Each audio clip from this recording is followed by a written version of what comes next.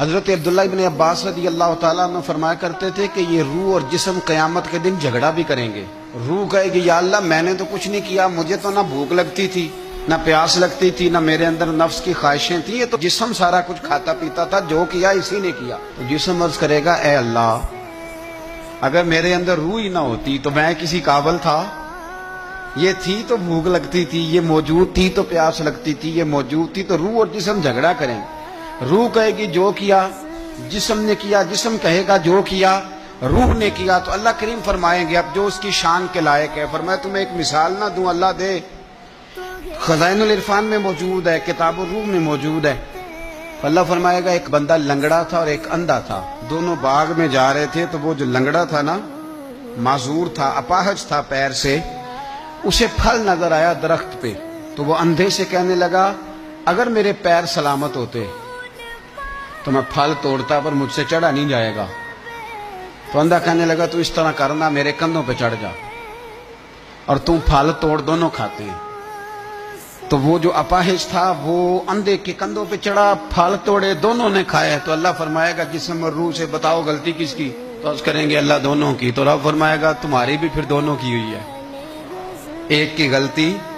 تو جسم اور روح کا رشتہ ہے، ارواح پہلے سے موجود تھیں۔ ایک حدیث اور سنیں، نسائی شریف میں موجود ہے، سیدہ خدیجہ الکبریٰ رضی اللہ تعالی عنہا صبح سو کے اٹھی، حضور کے ساتھ آرام کر رہی، تو عرض کرنے لگی یا رسول اللہ صلی اللہ علیہ وسلم میں نے خواب میں دیکھا ہے کہ میں آپ کی پیشانی پہ سجدہ کر رہی ہوں، یا رسول اللہ صلی اللہ علیہ وسلم اس کی تعبیر کیا ہے؟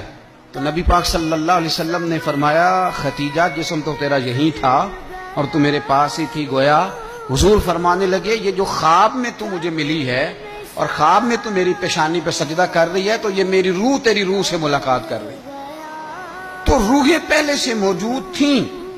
روح کچھ دیر کے لیے جسم سے جدا ہوتی ہے جب موت آتی ہے، پھر قبر میں لوٹائی جاتی ہے، بندے کو بٹھایا جاتا ہے اس کو سوالوں کے جوابات دینے، اور یہ موت کا سلسلہ تا صبح قیامت جاری رہے گا۔ ترمذی شریف میں موجود ہے جب جنتی جنت میں اور جہنمی جہنم میں چلے جائیں گے تو ایک مینڈے کو لا کے، بکرے کو لا کے ذبح کیا جائے گا، اور اب فرمائے گا یہ موت ہے، آج میں نے ذبح کر دی ہے، آج کے بعد کسی کو موت نہیں آئے گی، لیکن اس کے پہلے تک ہر ایک کو موت، حضرت اسرائیل کو بھی موت آئے گی، حضرت میکائیل کو بھی موت آئے گی۔ کیوں؟